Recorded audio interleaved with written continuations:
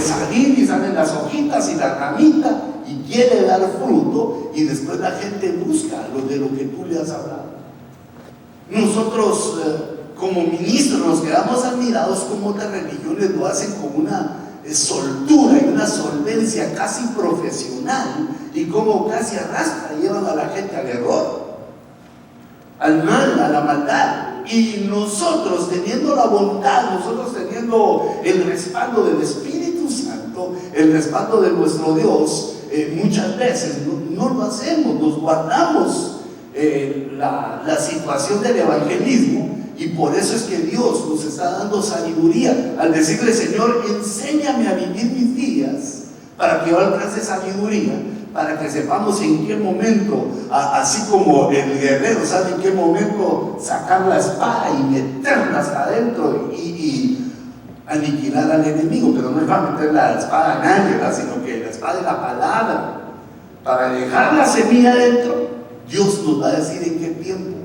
Porque, hermanos, es necesario sembrar, es necesario hablar, y no solo con nuestra boca, sino que nuestras acciones, nuestra forma de vida, nuestra familia también hable por nosotros a la gente del Dios al que hemos reconocido y al que nos bendice y nos bendecirá. Tenemos todos vivencias, testimonios para contar, para decir cuán grandes cosas ha hecho Dios en nuestra vida, y enseñarle a la gente que no solo es decir: pero si yo también creo en Dios. Bueno, los demonios también creen en Dios y no se van a salvar.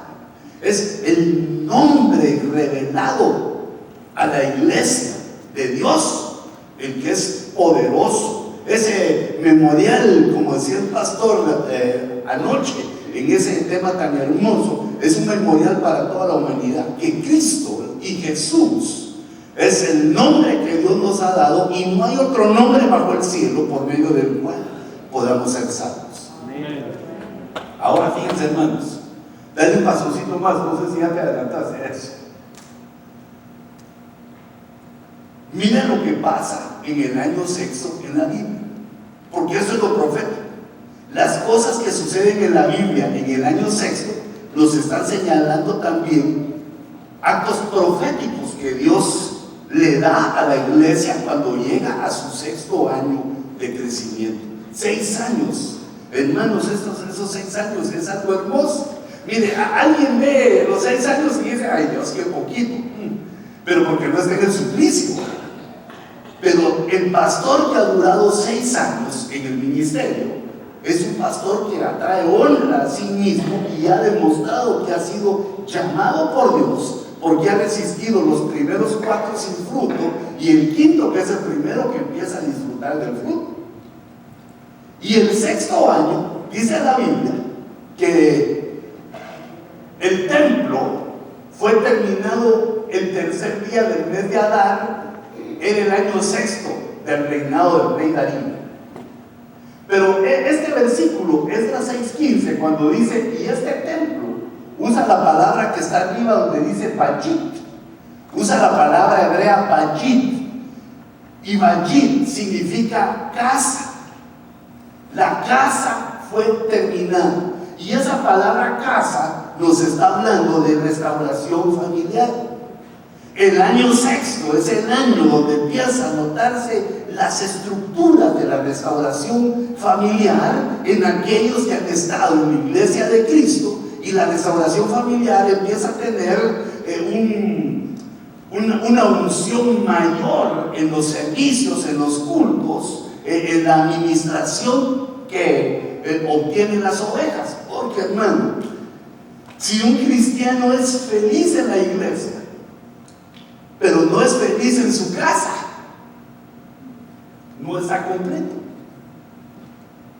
Va a querer estar en la iglesia mucho tiempo porque ahí es feliz, y cuando sea la hora de irse a su casa va a ver cómo se queda otro ratito, y otro ratito, y otro ratito, porque es feliz en la iglesia. Y ustedes se dan cuenta cómo la iglesia, la unción, la presencia de Dios hace que nuestros hijos quieran estar aquí, deseen la iglesia, deseen estar bajo ese ambiente. Y ahora tenemos que hacer que pase lo mismo en nuestra casa.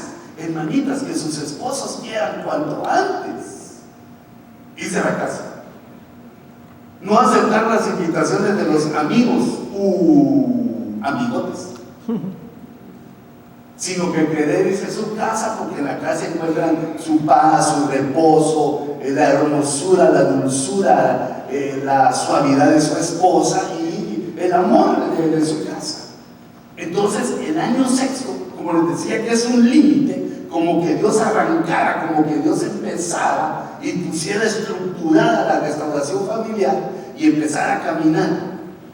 El pastor, por su parte, va siendo desarrollado como sacerdote, como profeta y como rey. Son 3 áreas que desarrolla el ministro. Por ejemplo, como sacerdote, instruyendo la restauración familiar. Y dése cuenta que fue Darío, un rey gentil, el que emitió el decreto para que la casa empezara a restaurarse, y al 6.º año la terminó, pero fue terminada para poder ya vivir en ella. Es decir, que este comienzo del 6.º año quiere decir que Dios ha estructurado la casa para que ustedes empiecen a vivir un nuevo ciclo, un nuevo nivel de restauración familiar. Pero hay otro, pasan otras cosas en el año 6. Hay otro punto. Dice, y al cabo de 3 años, regresámelo un poquito. Dale retroceso. Y al cabo de 3 años la tomaron. En el año 6 de Ezequías, que era el año 9 de Oseas, rey de Israel, Samaria fue tomada.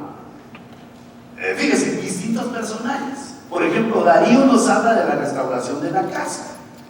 Y Ezequías, este es un rey muy famoso porque actuó como pocos de los reyes de Israel, actuó rectamente, quitó los ídolos, hizo cosas buenas para el pueblo, pero en lugar de él tener lo que esperaba, fíjense, por ejemplo, dice la Biblia que Ezequías llegó a ser recto, bueno y fiel. Así lo empezó a considerar Dios. Este es un rey recto, bueno y fiel. Este Ezequías estaba bien contento. Ay, Señor, gracias que me ves así, me ves recto, me ves bueno, me ves fiel. Y cuando él esperaba que le viniera un tesoro, un premio, qué sé yo, ángeles iban a volar del cielo para estar con él y decirle: qué bueno eres, Ezequías, eres un rey notable, maravilloso, te vamos a tomar una foto o 2. Lo que pasa es que se acerca un ejército a Jerusalén que lo quieren conquistar. Y es que esto nos enseña, hermanos, que en la vida siempre van a haber problemas. Si crecemos espiritualmente, también los problemas van a crecer, espirituales van a crecer, porque nos están entrenando. La vida es un entreno, aciertos y fracasos, y buscando cómo crecer en Dios. No es que esté escrito, no hemos llegado aún al paraíso. Quizá lleguemos como el ladrón en la cruz, si nos vamos antes de que el Señor venga, pero ahorita no es el paraíso. Y tenemos que saber que Dios no va a pagar siempre en nuestro buen comportamiento con quitarnos la prueba. Ay, pero Señor, no nos la ponga muy duro, por favor, que somos chillones. Los latinos somos llorones. Nos queremos portar bien, gracias. Yo no subo mucho, pero es que hay una botera por aquí que me cae. Entonces, fíjense, pasa algo. Este es el 6.º año de Ezequías, y la gente de Israel había visto su comportamiento, pero no todos habían cambiado. Los samaritanos eran una mezcla racial, pero también era una mezcla de ideas y de principios espirituales. Servían a Jehová, pero también servían a otros ídolos. Estaban corrompidos, estaban contaminados, estaban engañados por Babilonia, y Dios les dio 6 años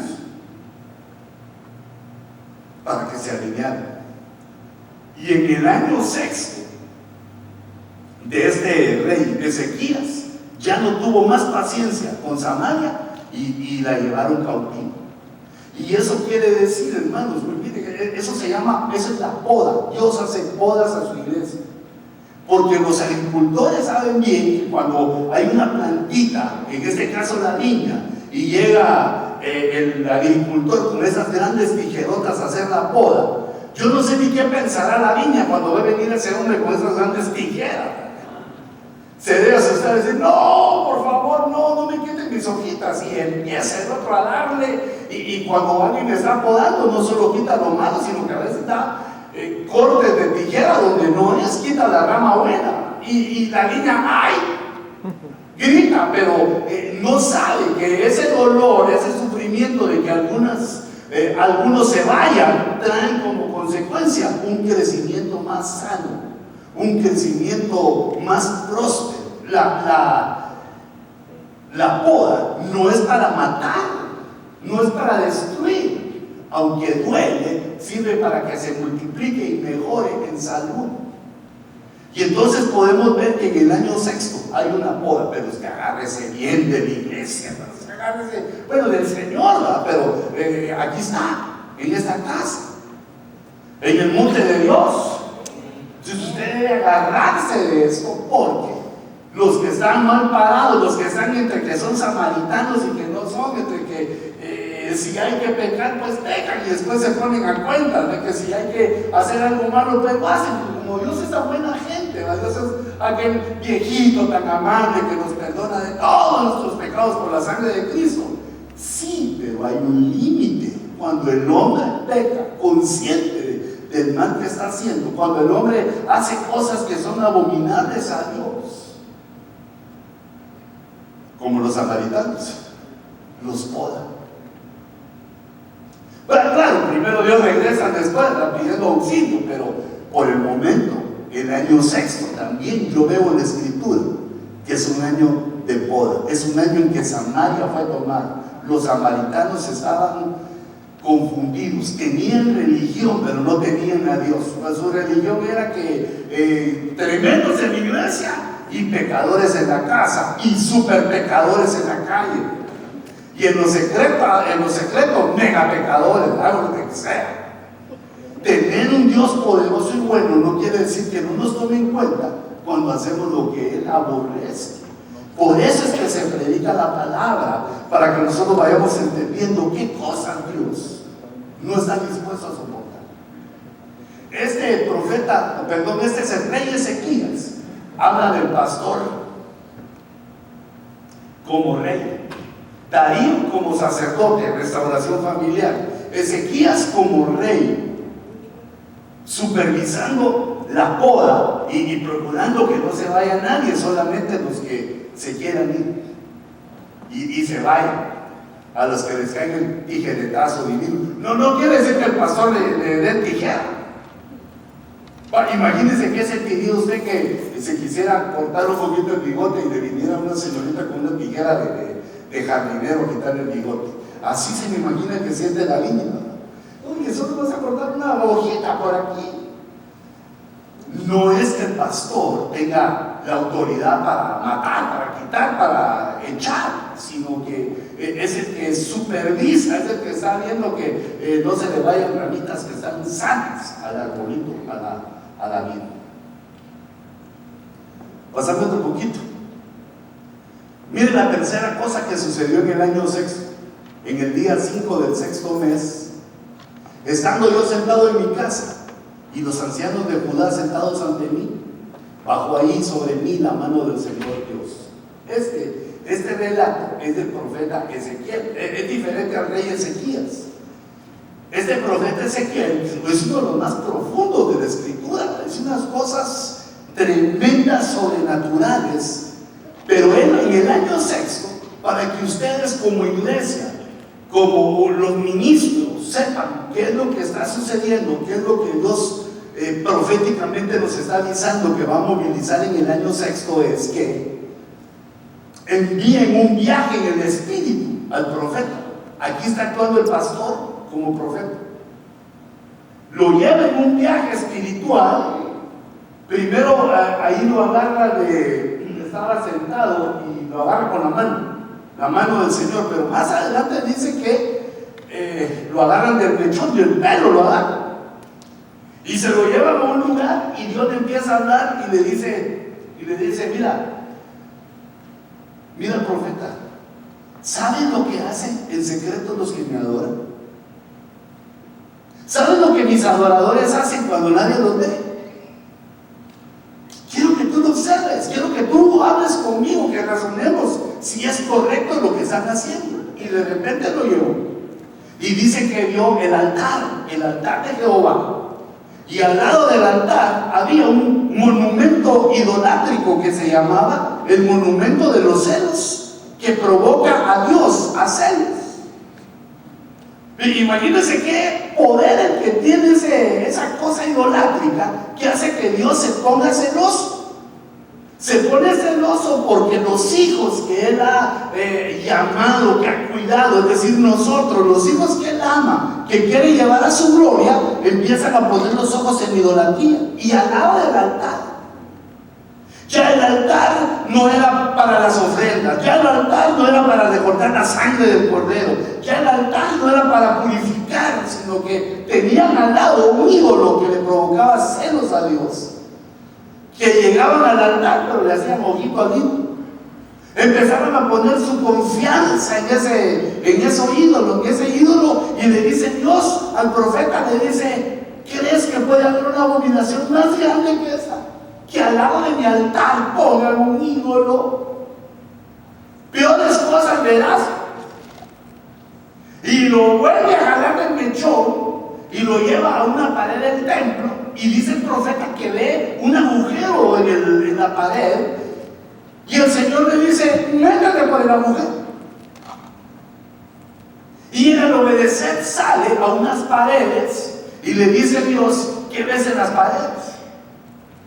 Y el profeta le empieza a decir: pues veo reptiles, animales inmundos, ídolos. Y le dice: esta es la pared donde adoran muchos de los que se congregan en mi casa. Y cuando voltea hacia el profeta, ve a uno de los ministros, a un tal Jaazán, que tenía un lugar preponderante en el culto, en la jerarquía de la iglesia. Lo ve de pie con mucha gente, levantando sus manos hacia el sol, adorando al sol. Y a su espalda vio a otros que eran ancianos, que eran hombres maduros de Israel, ancianos sentados ante esa pared llena de ídolos, adorándolos. Y el profeta se quedó asombrado. Dios le dijo: esto es lo que hace mi pueblo en lo secreto.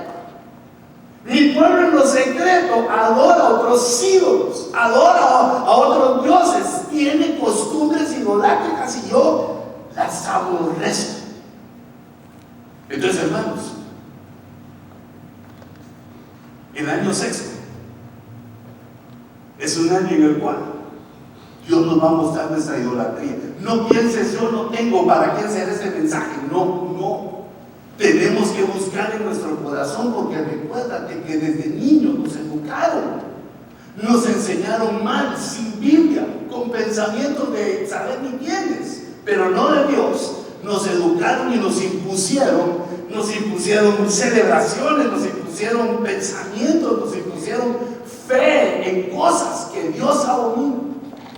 Y el año sexto, por la estructura que Dios pone, es un año que nos debe señalar cuáles son las idolatrías que podemos tener y sacarlas de nuestra vida. Miren, hay muchas idolatrías. No le estoy diciendo, pues primero Dios, que usted no tenga un monolito ahí en su casa, un Baal, o un monolito de Quiriguá, o un maya, o azteca. Y usted diga: pues es el Dios del sol, que ahí está, porque pues algo me hace. Aunque, fíjense, por ejemplo, hay latinos, en el pueblo latino está la costumbre de dejar un vaso de agua en el comedor. ¿Y eso qué? ¿Para qué es? ¿Qué cosas secretas mentales hay para que hagamos tal cosa? Otros le ponen una cosita roja a los niños cuando... Es decir, un montón de cosas, idolatrías que tenemos y costumbres nefastas. O bien puede ser, como le pasó a algunos en la escritura, que su ídolo era su esposa. Es que son tan lindas, ¿verdad? son tan lindas porque uno les dice mi cututuy del amor que uno les tiene, pero recuérdense que antes que ellas, y con todo respeto, está Dios. Y también hay hermanas que son más las que consideran al marido como su ídolo. De apodo le dicen a su esposo Beckham. Lo quieren de ídolo. Y los hijos también, pues, un montón de formas de idolatría que Dios nos va a mostrar este año, porque en nuestra vida espiritual, en nuestra vida literal, toda nuestra vida, nuestro primer pensamiento, nuestro primer sentimiento, nuestra primera adoración debe ser al Dios que nos ha salvado, a nuestro Señor Jesucristo y a Jehová de los ejércitos. Bendito es su nombre, y al Espíritu Santo también. Con toda nuestra devoción debe ser para ellos, en ellos nuestra esperanza, o en nuestro Dios poner nuestra confianza, en Dios poner nuestra fe. Todo lo que hacemos, todo lo que decimos, ponerlo en Dios, porque eso es lo que a Él agrada. Esa es la adoración, es ponerlo a Él en primer lugar. Si no hacemos eso, ¿de qué sirve levantar nuestras manos y decir gloria a tu nombre? Si lo que primero quiere Dios es el corazón. Hijo mío, dame tu corazón, dame tus pensamientos, dame tus sentimientos. Pero imagínense, hermano, ni siquiera el hombre le puede ser fiel a su esposa, o la mujer no le puede ser fiel a su esposo. ¿Cómo le vamos a ser fiel a Dios? Que prueba de casarse, porque hay que hacerle fiel a un desconocido. Bueno, antes era desconocido y después se vuelve demasiado conocido. Por eso queremos hacer una fundación que se llame Esposos Anónimos. Ya no alcohólicos ni melancólicos anónimos, sino que esposos anónimos. Nadie nos conoce, solo Dios. Es de la visión de un pastor, ya no como sacerdote ni como rey, sino como profeta. Arrancar del corazón del pueblo las idolatrías, las necedades, con la palabra, no poniendo una disciplina a lo nazi, no poniendo una disciplina militar, el que haga esto, el que haga lo otro, coscorrón si mira a la izquierda, doble coscorrón si mira a la derecha, porque a la derecha están las damas, sino que poniendo en el corazón la palabra, para que fructifique la viña, porque somos la viña de nuestro Dios. Eso está en Isaías capítulo 5. Ese capítulo lo llaman los traductores la canción del amado a su viña, la canción de Dios a su viña, y le empieza a decir: te he dado de todo, hice todo lo que podía hacer por ti, pero tú, en lugar de dar fruto, lo que has dado has tenido una simiente extraña, degenerada, venenosa. Debemos cuidar nuestro corazón, porque este año sexto es un año limítrofe, es un año de límites. Pasamos, es decir, pasáis vosotros a un límite espiritual mayor. Entonces, fíjense, pasaste otro poquito vos. Dios mío, se me está cayendo el pantalón, pero esa es buena noticia para mí, perdón. Perdone que no me tenga vergüenza eso, pero algo bueno para mí. Entonces, fíjense, yo seguí investigando en la viña. Y entonces Dios les dice: bueno, ustedes sigan sembrando, ustedes sigan podando, ustedes sigan cosechando en el año sexto. Y en el año séptimo, fíjense, se va al futuro. Fíjate ese cambio de dimensión, hermano Otto. Fíjate ese cambio de dimensión, les dice: pero en el año séptimo va a ser de reposo. El próximo año, el 2013, va a ser para ustedes, si así lo recibís, de reposo. Amén, amén. Tranquilos. En el año de reposo no hay que sembrar, no hay que solo adorar a Dios. Ahí está todo lo que hace el día de reposo, todo lo que se hace en el año de reposo: buscar a Dios, adorar a Dios. Pero entonces cuando oyeron esos viñadores, le dijeron a Dios: Señor, pero ¿qué vamos a comer si no sembramos en el año séptimo? Y entonces Dios les dice: yo entonces os enviaré mi bendición en el 6º año. Este año Dios les va a enviar una bendición que va a producir fruto para 3 años. Fíjense qué importante es el año 6. Señor, pero ¿y cómo va a crecer la iglesia en el año 7 si no sembramos? Y en el año 8, ¿cómo vamos a hacer? Y entonces Dios le dice, como que Dios nos hubiera cuidado de nosotros. Entonces Dios les dice, este año 6, yo les envío a todos los que crean una triple bendición. Para que este año sea de abundancia. Porque ya pasó en las prohibiciones de comer del fruto. Ahora hay fruto en abundancia. Este año ustedes van a ver un fruto como nunca antes habían visto. Porque no es la labor del hombre, sino que ese es Dios el que está interesado en salvar a todo ese gentío que vive sin la noticia de Dios, que muere sin el conocimiento de Dios, que su vida es tan cercano al animal, ¿verdad? Porque solo trabaja, come, descansa, trabaja, come y descansa, como un robot. Su vida no tiene alicientes, solo, y digamos así, yo lo veo como que sobrevive. No así el Hijo de Dios, que le da su tiempo al Señor y tiene una esperanza. Amén. No solo eterna, sino que tiene esperanza en esta vida, porque tiene grandes promesas.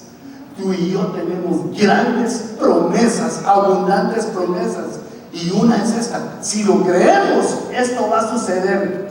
Entonces os enviaré mi bendición en el 6º año. A partir de hoy, que ustedes lo saben, van a ver una bendición en sus casas, en sus trabajos, en la iglesia. Triple bendición para el año 6, el año 7 y el año 8. Hasta el 8º año se vuelve a sembrar. Y de ahí sigue el 9º, el 10º. Dios sigue dándole siempre una visión a la iglesia, porque le pidió Moisés: Señor, enséñame a ver, a vivir, enséñame a mis días a entender qué es lo que tú quieres para tener yo sabiduría en mi corazón. Enséñame, por favor. Y entonces Dios cumple la petición y nos empieza a enseñar la vida de la Biblia. El año 6 es un cambio de nivel espiritual, porque el año que viene es año de reposo. Y el 8 tiene otras bendiciones, y el 9º y el 10º, y para siempre. Y así va viviendo la iglesia, sabiendo que de año en año Dios nos lleva de gloria en gloria, de victoria en victoria, de poder en poder, sabiendo que así Dios nos lleva, y esperando aquel día hermoso, glorioso, que ante nuestros ojos aparezca el Señor en los aires y seamos arrebatados. Esa es nuestra esperanza. No va a seguir la vida para siempre como la conocemos, no. Hay un tiempo en el que Dios va a detener esto y va a entenderse con aquellos que le buscaron. Esta es la bendición para el monte de Dios y todos los que se congregan en esta linda, hermosa casa. Es el herencia. Triple bendición. Aleluya.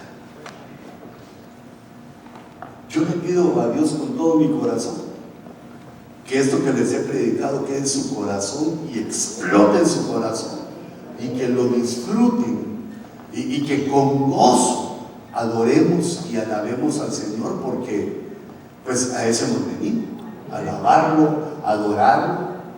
Y los músicos y los cantores y las danzas, y ya todos estamos listos para disfrutarlo. Y también les pido que lo disfrutemos nosotros, porque esto les debe causar alegría. Ustedes que son montesinos de Dios, montañeses de Dios, no, monte de Dios. O tío, acércate. Anabelita, venite aquí con nosotros un momentito. Mira, eso que te predico, mis hermanos, no lo hago porque te quiero, aunque te quiero, ¿verdad? Aunque sos exacto, por eso te disciplino, porque te amo, hijo. No. sino que, miren, si fuera de por mí, yo quisiera darle a otro y a su esposa y a su familia y a los que yo conozco, quisiera darles, pues qué sé yo, carro del año, un cofre con, quisiera comprar unas 3 iglesias y 2 satélites para predicar, pero no es así. Aunque pudiéramos hacerlo, no es así. Pero sin embargo, la familia de Otto y la mía nos hemos conocido desde mucho tiempo atrás. Desde que Dios nos preparó tantos años en Guatemala, y desde que para mí me costaba creer aquella profecía que oía constantemente, que yo decía el Señor en la profecía: yo enviaré muchos de vosotros a las naciones. Y yo decía: ay Señor, entonces yo soy de Guate, yo si salgo de Guatemala a Guatepeor, decía. Si yo soy de las zonas de las naciones, mire, ¿sabe qué hacía yo en ese tiempo? Ni pasaporte tengo, mojado en México. Ni siquiera había, lo más lejos que había ido al norte era Tapachula, y el Señor decía que nos iba a mandar un montón de lugares, como Él lo ha hecho en su tiempo, sin que lo podamos impedir, ni tampoco empujar. Entonces yo no vengo hoy a bendecirte como un amigo, sino que vengo a trasladarte esto para que lo vivas, porque pasaste el tiempo difícil de la prueba. Ese es un tiempo que aunque a uno se le explique no lo entiende, porque si no es el garrotazo por la derecha, es por atrás, y cuando uno se hace quite por atrás, le sale por la izquierda, es decir, por todos lados, y una multitud de problemas, y que no hay dónde predicar, y si hay dónde predicar no hay ovejas a quien predicar, y si hay ovejas, las ovejas no ofrendan, y pareciera que todo va a la destrucción, pero una mano poderosa va dirigiendo nuestro destino. El Espíritu Santo va dirigiendo la iglesia para que prospere, y este es el año en el cual Dios te está enviando a partir de ahora un fruto triple para 3 años. Y ahora fíjense, hermanos, esa es la bendición. Si hubiese alguien que me ayudara con el teclado, no los veo por aquí, pero deben estar por allá, secretos. Si esos deditos se sirven para eso,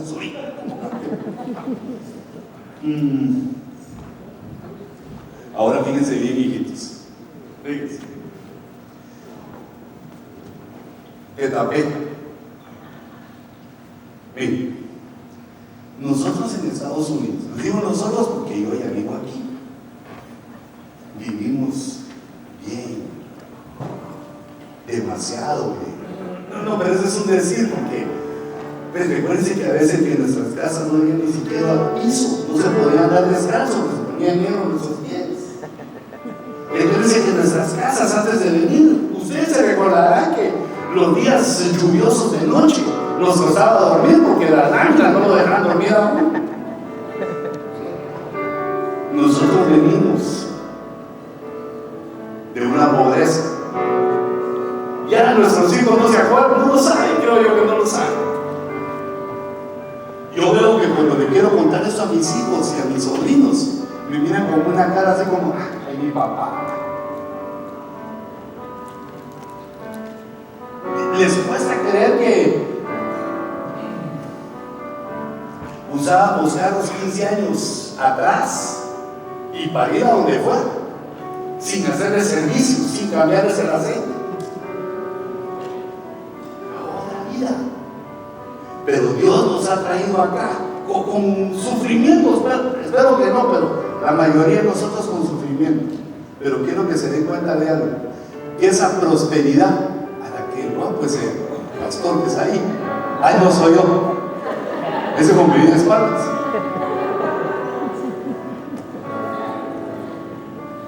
Mira, Dios va a prosperar la iglesia el triple.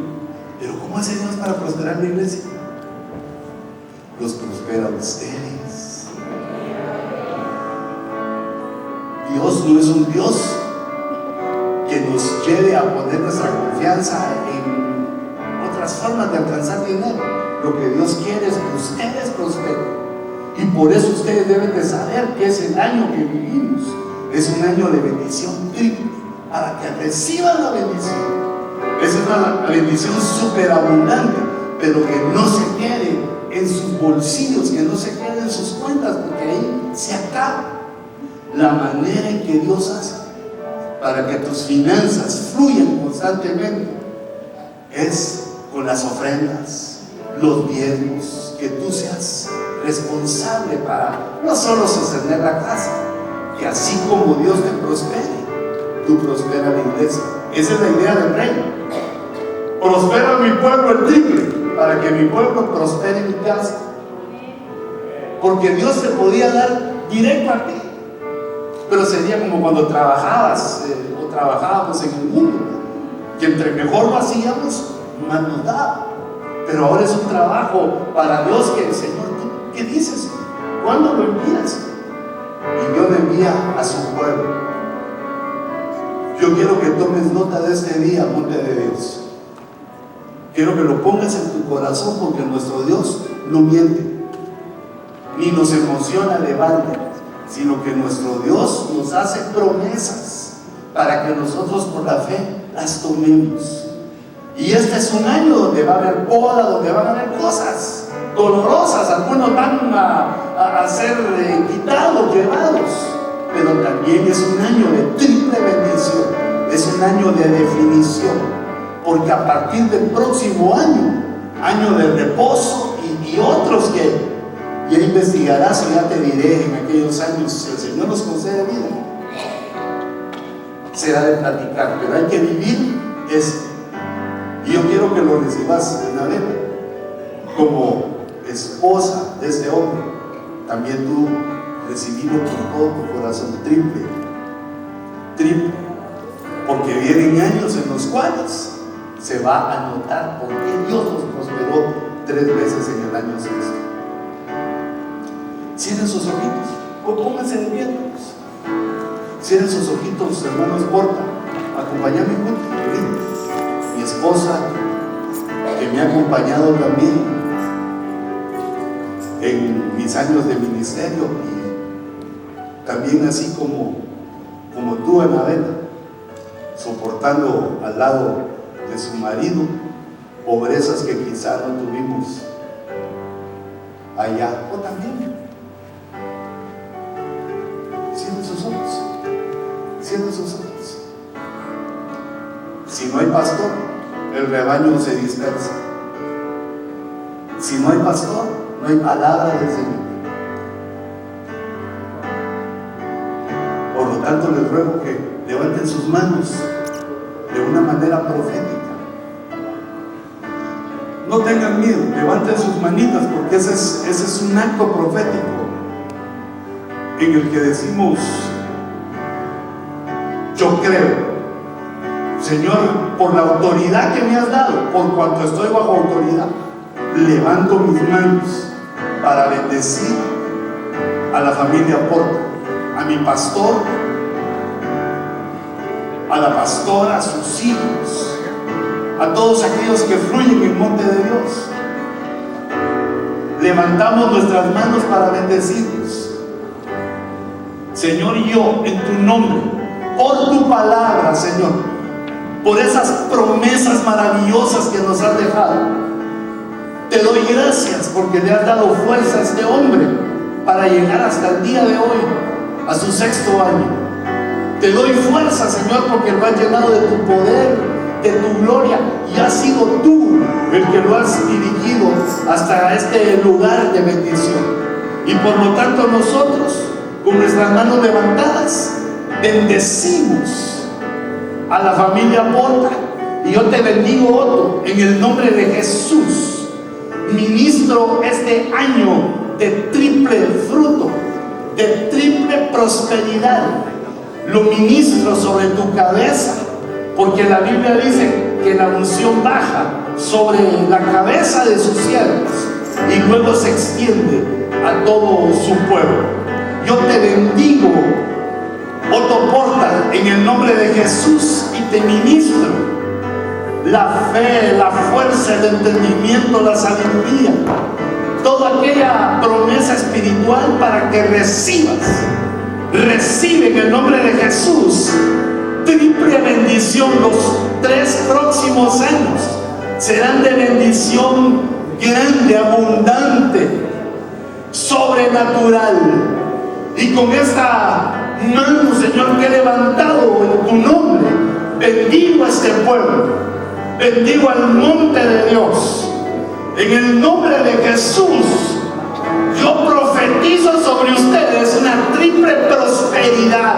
Señor, abre las puertas del cielo, abre las ventanas del cielo, envía prosperidad abundante sobre tu pueblo, para que haya crecimiento espiritual, para que haya prosperidad, para que haya crecimiento numérico.